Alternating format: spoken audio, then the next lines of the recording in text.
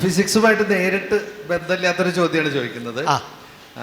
നമ്മൾ കാർബൺ ഐസോട്ടോപ്പുകളെ കുറിച്ചും കാർബൺ ഡേറ്റിങ്ങിനെ കുറിച്ചും ഒരു പ്രാഥമിക വിവരമുണ്ട്. ഒരു കാർബൺ ഡേറ്റിംഗ് എന്ന് പറഞ്ഞാൽ ഒരു കാർബൺ ഐസോട്ടോപ്പിൻ്റെ ഒരു പെർട്ടിക്കുലർ സൈക്കിള് കംപ്ലീറ്റ് ചെയ്യുന്നതിൻ്റെ ഒരു ഇത് വെച്ചിട്ടാണ് കാൽക്കുലേറ്റ് ചെയ്യുന്നതെന്നറിയാം. അപ്പോൾ കോടാനുകോടി വർഷങ്ങൾക്ക് മുമ്പ് മൺമറഞ്ഞു പോയ ജീവികളിൽ ഫോസിലുകളിൽ നടത്തുന്ന സ്റ്റഡി എത്രത്തോളം ആക്യുറേറ്റ് ആണ് കാർബൺ ഡേറ്റിംഗ്, അത് എങ്ങനെയാണ് അത് കണക്കാക്കുന്നതെന്ന് വൈശാഖൻ തമ്പി എന്ന് സിമ്പിളായിട്ടുള്ളൊരു ഉത്തരം പ്രതീക്ഷിക്കുന്നു. അതിൻ്റെ ആക്യുറസി നമ്മൾ അതിൽ നിന്നും പുറത്തേക്ക് വരുന്ന റേഡിയേഷൻസിനെ എത്രത്തോളം ആക്യുറേറ്റ് ആയിട്ട് മെഷർ ചെയ്യാൻ പറ്റും എന്നുള്ളതനുസരിച്ചിട്ട് മാറും. അടിസ്ഥാനമായിട്ട് അവിടെ പ്രവർത്തിക്കുന്നത് ഹാഫ് ലൈഫ് എന്ന് പറയുന്നൊരു ആശയമാണ്. അതായത് ആറ്റം അടിസ്ഥാനപരമായിട്ട് നിർമ്മിക്കപ്പെട്ടിരിക്കുന്നത് 3 പാർട്ടിക്കിൾസ് കൊണ്ടാണ്: പ്രോട്ടോൺ, ന്യൂട്രോൺ, ഇലക്ട്രോൺ. അതിനകത്ത് അതിൻ്റെ ന്യൂക്ലിയസിലിരിക്കുന്ന പാർട്ടിക്കിൾസാണ് പ്രോട്ടോൺസും ന്യൂട്രോൺസും. പ്രോട്ടോൺസിന് പോസിറ്റീവ് ചാർജാണ്, ഇലക്ട്രോൺസിന് നെഗറ്റീവ് ചാർജാണ്.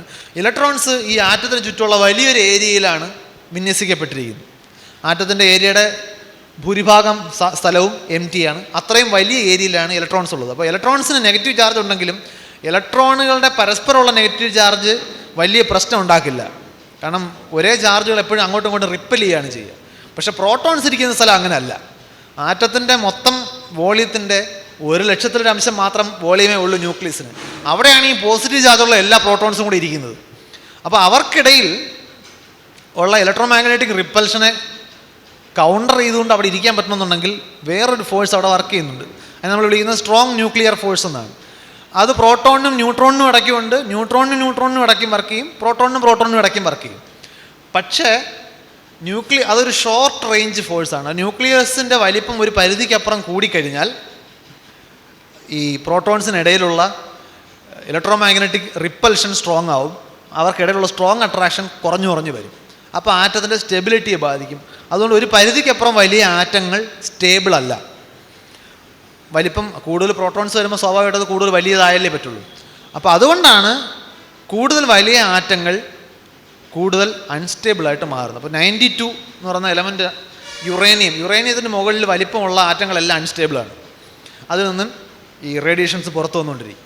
ഇനി ന്യൂട്രോൺസിൻ്റെ എണ്ണം കൂടിയാലും ഈ പ്രശ്നം വരും. ഇപ്പോൾ കാർബൺ 14 എന്ന് പറയുന്നത് സാധാരണ കാർബണിനേക്കാൾ ന്യൂട്രോണിൻ്റെ എണ്ണം കൂടുതലാണ്. അപ്പോൾ അതിനനുസരിച്ചിട്ട് വലിപ്പം കൂടും. അപ്പോൾ ആ ഏരിയയിൽ പ്രോട്ടോണിനെ പിടിച്ചു നിർത്തുന്നതിന് ഉള്ള സ്റ്റെബിലിറ്റിയെ ബാധിക്കും. അപ്പോൾ അതുകൊണ്ട് റേഡിയോ ആക്റ്റീവാണ്. റേഡിയോ ആക്റ്റീവ് എന്ന് ഉദ്ദേശിക്കുന്നത് അതിൽ നിന്നും എനർജറ്റിക് ആയിട്ടുള്ള കണികകളോ വികിരണങ്ങളോ ഒക്കെ പുറത്തേക്ക് വരും. അപ്പോൾ കാർബൺ 14 നമ്മൾ ഉപയോഗിക്കുന്നത് പ്രകൃതിയിൽ കാർബൺ ഉണ്ടാകുമ്പോൾ എല്ലാ കാർബണും അതിനകത്ത് കാണും. കാർബണിൻ്റെ എല്ലാ ഐസോട്ടോപ്പുകളും ഉണ്ടാകും. പക്ഷെ അതിൽ നമ്മൾ കാർബൺ 12 എന്ന് വിളിക്കുന്ന കാർബൺ ഒഴികെ കൂടുതലുണ്ടാകുന്ന കാർബൺ 14 ആയിരിക്കും ബാക്കി വരുന്നത്. അപ്പോൾ അത് റേഡിയോ ആക്റ്റീവാണ്. അപ്പോൾ കാർബൺ ഉപയോഗിക്കുന്ന ബയോളജിക്കലായിട്ടുള്ള എല്ലാ ജീവികളും അന്തരീക്ഷത്തിൽ നിന്നും കാർബൺ കൺസ്യൂം ചെയ്യുമ്പോൾ അതിനകത്ത് കാർബൺ 14 ഓക്സൈഡും കാണും, കാർബൺ 12 ഓക്സൈഡും കാണും. പക്ഷേ കാർബൺ 14 റേഡിയോ ആക്റ്റീവാണ്. അപ്പോൾ ചത്ത് കഴിഞ്ഞാൽ അബ്സോർപ്ഷൻ നിൽക്കും. അപ്പോൾ നമുക്കതിൻ്റെ പ്രൊപ്പോർഷൻ നോക്കിയാൽ കാർബൺ 12 ഇത്ര ഉണ്ടെങ്കിൽ കാർബൺ 14 ഇത്രയാണ് വേണ്ടത്. പക്ഷേ കാർബൺ 12ൻ്റെ അളവ് മാറില്ല, 14ൻ്റെ അളവ് മാറും. കാരണം കാർബൺ 12 റേഡിയോ ആക്റ്റീവ് അല്ല, 14 റേഡിയോ ആക്റ്റീവാണ്. ഈ റേഡിയോ ആക്റ്റീവ് എന്ന് പറഞ്ഞാൽ ഇതിനകത്തുനിന്ന് ഈ പുറത്തേക്ക് ഇലക്ട്രോ മാഗ്നറ്റിക് റേഡിയേഷൻസോ ഒക്കെ പുറത്തേക്ക് വിട്ടുകൊണ്ട് ഇത് ഡീക്കേ ചെയ്യും. വേറൊരു കാർബൺ അല്ലെങ്കിൽ വേറൊരു ന്യൂക്ലിയസ് ആയിട്ട് മാറും. അതിനെത്ര സമയം വേണമെന്ന് തീരുമാനിക്കുന്നതാണ് അതിൻ്റെ ഹാഫ് ലൈഫ്. അത് ഓരോ റേഡിയോ ആക്റ്റീവ് ന്യൂക്ലിയസിനും ഓരോന്നാണ്. കാർബണിൻ്റെ നമുക്കറിയാമെങ്കിൽ ഇപ്പോൾ കാർബൺ 14 എത്രയുണ്ട്, കാർബൺ 12 എത്രയുണ്ട്. കാർബൺ 12 100 ആണെങ്കിൽ കാർബൺ 14 20 വേണ്ടത്. പക്ഷേ കാർബൺ 14 ഇപ്പോൾ 10 ഉള്ളൂ. അപ്പോൾ കാർബൺ 14 എത്ര കുറഞ്ഞു? കാർബൺ 14 ഹാഫ് ലൈഫ് നമുക്കറിയാം. അപ്പോൾ കാർബൺ 14 ഇത്ര കുറയണമെങ്കിൽ എത്ര സമയം കടന്നു പോയിട്ടുണ്ടാകും? ഇതാണ് എൻ്റെ കണക്കൂട്ടൽ. ഇത് കാർബൺ 14ൻ്റെ അളവ് എത്രത്തോളം നമുക്ക് എസ്റ്റിമേറ്റ് ചെയ്യാൻ പറ്റുമോ അത്രത്തോളം കാർബൺ 14ൻ്റെ ഹാഫ് ലൈഫ് വെച്ച് നമുക്ക് എത്ര സമയമായി എന്ന് അറിയാൻ പറ്റും. കാർബണിൻ്റെയൊക്കെ പ്രത്യേകത പറഞ്ഞാൽ ഹാഫ് ലൈഫ് 10,000 വർഷത്തിന് മുകളിലുണ്ട്. അപ്പോൾ അതുകൊണ്ട് അതിൽ ചെറിയ വ്യത്യാസം വരണമെങ്കിൽ തന്നെ ആയിരക്കണക്കിന് 10,000 വർഷങ്ങൾ കടന്നു പോകണം. അപ്പോൾ ആ വ്യത്യാസം കൃത്യമായിട്ട് മെഷർ ചെയ്ത് കഴിഞ്ഞാൽ എത്ര 1000 വർഷങ്ങൾ അല്ലെങ്കിൽ എത്ര ലക്ഷം വർഷങ്ങൾ കടന്നുപോയി എന്ന് നമുക്ക് ട്രാക്ക് ചെയ്യാൻ പറ്റും. ഇതാണ് കാർബൺ ഡേറ്റിങ്ങിൻ്റെ അടിസ്ഥാനം. കാർബൺ ഡേറ്റിംഗ് മാത്രമല്ല, വേറെ പല എലമെൻസിനെ ഉപയോഗിച്ച് നമുക്ക് ചെയ്യാൻ പറ്റും. ഏറ്റവും കോമൺ കാർബണാണ്. ലിവിങ് ഫോസിൽസ് കൂടുതൽ അബ്സോർവ് ചെയ്യുന്ന കാർബൺ ആണെന്നുള്ളതുകൊണ്ടാണ് ഡേറ്റിംഗ് ടെക്നിക്കുകളിൽ കാർബൺ ഡേറ്റിംഗ് കൂടുതൽ പോപ്പുലർ ആകുന്നത്. സർ, എൻ്റെ ഒരു സംശയം, വളരെ ചെറിയൊരു സംശയമാണ്. നമ്മൾ നക്ഷത്രങ്ങളിലെ ഇലക്ട്രോ മാഗ്നറ്റിക് വേവ്സ് റേഡിയേറ്റ് ചെയ്യുന്നുണ്ട്. അപ്പോൾ നമ്മളിപ്പോൾ ഒരു സെൻസർ അല്ലെങ്കിൽ എന്തെങ്കിലും ഒരു റിസീവർ ഉപയോഗിച്ചിട്ട് നമ്മളതിനെ റിസീവ് ചെയ്യുകയാണെങ്കിൽ നമുക്ക് ഈ യൂണിവേഴ്സിൽ കോടാനുകോടി, അത് മില്യൺസ് ഓഫ് സ്റ്റാർസ് ഉണ്ട്. അപ്പോൾ ഈ സ്റ്റാറുകളെ എങ്ങനെ നമുക്ക് ഡിഫറൻഷ്യേറ്റ് ചെയ്യാൻ പറ്റും? ഇപ്പോൾ ഒരു സ്റ്റാറിൽ നിന്ന് വരുന്ന അതേ ഇലക്ട്രോമാഗ്നറ്റിക് വേവ്സിൻ്റെ ഫ്രീക്വൻസി ആണോ മറ്റ് സ്റ്റാറുകളിൽ നിന്ന് വരുന്നത് എന്ന ഒരു സംശയം. പിന്നെ ഇത് അങ്ങനെ അല്ലെങ്കിൽ അത് എങ്ങനെയാണ് ഓരോ സ്റ്റാറുകളിലും വ്യത്യാസം വരുന്നത്, ഇലക്ട്രോമാഗ്നറ്റിക് വേവ്സിൻ്റെ വ്യത്യാസങ്ങൾ എങ്ങനെ വരുന്നതെന്ന്. സ്റ്റാർസ് പൊതുവിൽ ഇലക്ട്രോമാഗ്നറ്റിക് വേവ്സ് റേഡിയേറ്റ് ചെയ്യുന്നുണ്ട്.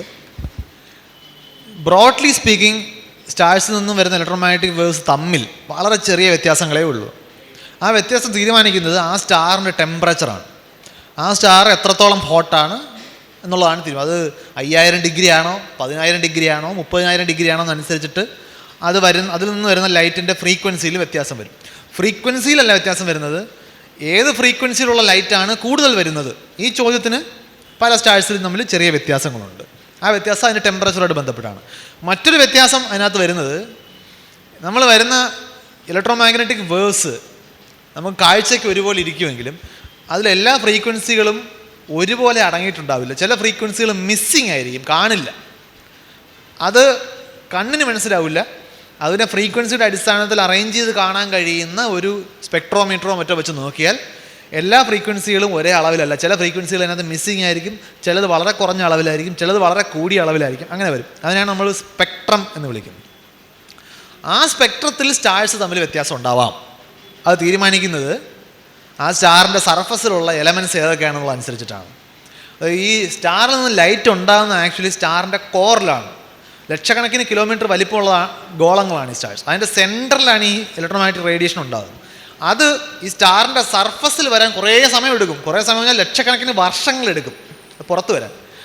അപ്പോൾ സ്റ്റാറിൻ്റെ കോറിലുള്ള ടെമ്പറേച്ചർ കോടികൾ ആണ് ഡിഗ്രി എങ്കിൽ സർഫസിൽ ഈ പറഞ്ഞ 5000 10000 ആ റേഞ്ചിലായിരിക്കും. അപ്പോൾ ഈ സ്റ്റാറിൻ്റെ കോറിൽ മൂലകങ്ങൾക്ക് അതേപടി നിൽക്കാൻ പറ്റില്ല. കാരണം അത് അത്രയും ടെമ്പറേച്ചറിൽ ആറ്റങ്ങൾ സ്റ്റേബിൾ അല്ല. പ്രോട്ടോൺസും ന്യൂട്രോൺസും ഒക്കെ എല്ലാം പൊളിഞ്ഞു പോകും. സർഫസിൽ പറ്റും. ഈ ആറ്റങ്ങൾക്കൊരു പ്രത്യേകത ഉണ്ട്, അവർക്ക് കൺവീനിയൻ്റ് ആയിട്ടുള്ള ചില ഊർജ്ജങ്ങളെ ഈ ആറ്റങ്ങൾ അബ്സോർബ് ചെയ്യും. അപ്പോൾ ഈ സ്റ്റാറിൻ്റെ കോറിൽ നിന്ന് വരുന്ന ഇലക്ട്രോമാഗ്നറ്റിക് റേഡിയേഷനകത്ത് എല്ലാ ഫ്രീക്വൻസികളും ഉണ്ടെങ്കിലും അതിൻ്റെ സർഫസിലുള്ള എലമെൻറ്റ്സ് മഗ്നീഷ്യമോ കാൽസ്യമോ ഒക്കെ കാണും. അത് ഇതിൽ കുറേ റേഡിയേഷൻസ് അങ്ങ് അബ്സോർബ് ചെയ്യും. അത് ഇവിടെ വരുന്ന ലൈറ്റ് നോക്കിയാൽ നമുക്ക് കാണാൻ പറ്റും. ഇപ്പോൾ നമ്മൾ സൺലൈറ്റിനെ എടുത്ത് ഇങ്ങനെ സ്പെക്ട്രമായിട്ട് വിശദമായിട്ട് സൂം ചെയ്ത് നോക്കിക്കഴിഞ്ഞാൽ അതിനകത്ത് ഇങ്ങനെ കറുത്ത വരകൾ കാണാൻ പറ്റും. ഇതാദ്യമായിട്ട് യോസെഫ് ഫ്രോണോഫർ എന്ന് പറയുന്നൊരു ഫ്രഞ്ച് സയൻറ്റിസ്റ്റാണ് കണ്ടെത്തുന്നത്. ആ ലൈൻസിനെ വിളിക്കുന്നത് ഫ്രോണോഫർ ലൈൻസ് എന്ന് തന്നെയാണ്. അത് നമുക്ക് വെറും കണ്ടുകൊണ്ട് മനസ്സിലാവില്ല. സ്പെക്ട്രത്തിൽ കൂടെ കോളേജിലൊക്കെ പിള്ളേരെ നമുക്ക് കാണിച്ചു കൊടുക്കാൻ പറ്റുന്ന, കുട്ടികളെ കാണിച്ചു കൊടുക്കാൻ പറ്റുന്ന കാര്യമാണ് ആ ലൈൻസ് ഓരോന്നും എവിടെയാണ്, ഏത് അളവിലാണ്, എത്ര തിക്കാണ് എന്നുള്ളതനുസരിച്ചിട്ട് സ്റ്റാർസിൻ്റെ വ്യത്യാസം നമുക്ക് മനസ്സിലാവും. കാരണം ഈ ലൈൻസ് ഏതൊക്കെയാണെന്ന് നോക്കിയാൽ ആ സ്റ്റാറിൻ്റെ സർഫസിലുള്ള എലമെൻറ്റ്സ് ഏതൊക്കെയാണെന്ന് മനസ്സിലാവും. അത് ജനറലി അതും ടെമ്പറേച്ചർ അനുസരിച്ച് മാറും, മാസിനനുസരിച്ച് മാറും. കൂടുതൽ മാസ്സുള്ള സ്റ്റാർസിന് കൂടുതൽ ഹോട്ടായിരിക്കും, കാരണം അവയുടെ ന്യൂക്ലിയർ ഫ്യൂഷൻ കൂടുതൽ ഫാസ്റ്റ് ആയിരിക്കും. അപ്പോൾ അതിനകത്തുണ്ടാകുന്ന എലമെൻറ്റ്സിൻ്റെ അളവിൽ ചെറിയ വ്യത്യാസങ്ങളുണ്ടാവും. നമ്മൾ ഈ സ്പെക്ട്രം നോക്കിയിട്ടാണ് അടിസ്ഥാനപരമായിട്ട് ഈ സ്റ്റാർസിൻ്റെയും ഗാലക്സികളുടെയൊക്കെ സ്വഭാവം മനസ്സിലാകുന്നത്. അതിന് നമ്മൾ ഈ ലൈൻസാണ് അടിസ്ഥാനമായിട്ട് നോക്കുന്നത്. അത് കാണാൻ പറ്റുന്ന സ്ഥലം തന്നെ ആയിക്കോണമെന്നില്ല. അൾട്രാവയലറ്റ് റേഡിയേഷനിലൊക്കെ ആണെങ്കിൽ നമുക്കത് കണ്ണിൽ കാണാൻ പറ്റില്ല. പക്ഷേ അതിനകത്തൊരു എക്യുപ്മെൻറ്റ് വെച്ച് നമ്മൾ റെക്കോർഡ് ചെയ്യുകയാണെന്നുണ്ടെങ്കിൽ നമുക്ക് ആ ഇൻറ്റൻസിറ്റി ഡിഫറൻസ് വെച്ച് പ്ലോട്ട് ചെയ്യാൻ പറ്റും. അപ്പം ജനറലി സ്പീക്കിംഗ് ബാക്ക്ഗ്രൗണ്ട് പ്രകാശം ഒരുപോലെ ആണെങ്കിലും അതിനകത്ത് വരുന്ന ഇൻറ്റൻസിറ്റി വ്യത്യാസം, മിസ്സിങ് ഫ്രീക്വൻസികൾ, അതിൽ ആ സ്റ്റാറിൻ്റെ ഒരു സിഗ്നേച്ചർ ഉണ്ടായിരിക്കും. ആ സ്റ്റാറിൻ്റെ കോമ്പോസിഷൻ, അതിനകത്ത് എന്തൊക്കെ എലമെൻറ്റ്സ് ആണുള്ളത് എന്നുള്ളൊരു സിഗ്നേച്ചർ ഉണ്ടാകും. നമ്മൾ അങ്ങനെയാണ് ഈ യൂണിവേഴ്സിലെ മറ്റ് സ്റ്റാർസിനെ കുറിച്ച് മനസ്സിലാക്കുന്നത്. പാരബോളിക് ഡിഷൻ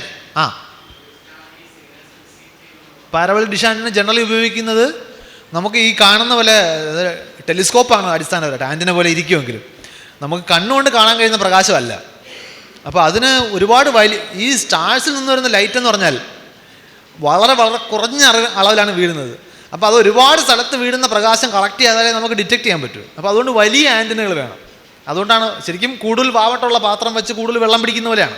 കുറച്ചുകൂടെ വലിയ ആൻറ്റിനകൾ ഉണ്ടെങ്കിൽ സ്റ്റാറിൽ നിന്നുള്ള ലൈറ്റ് കിട്ടും. അതേ ഇത് വെച്ചിട്ട് സണ്ണിൽ നിന്നുള്ള ലൈറ്റ് പിടിച്ചു കഴിഞ്ഞാൽ അത് കത്തിപ്പോവും. കാരണം ആ സൺലൈറ്റ് അത്ര ഇൻറ്റൻസ് ആയിട്ടാണ് വരുന്നത്. അപ്പോൾ അതെപ്പോഴും അതിൻ്റെ പ്രാക്ടിക്കൽ സൈഡിൽ അങ്ങനെ വ്യത്യാസങ്ങളുണ്ട്. നമ്മൾ ഏതാണ് ഉപയോഗിക്കുന്നത് അതിനനുസരിച്ചിട്ട് വ്യത്യാസങ്ങളുണ്ട്.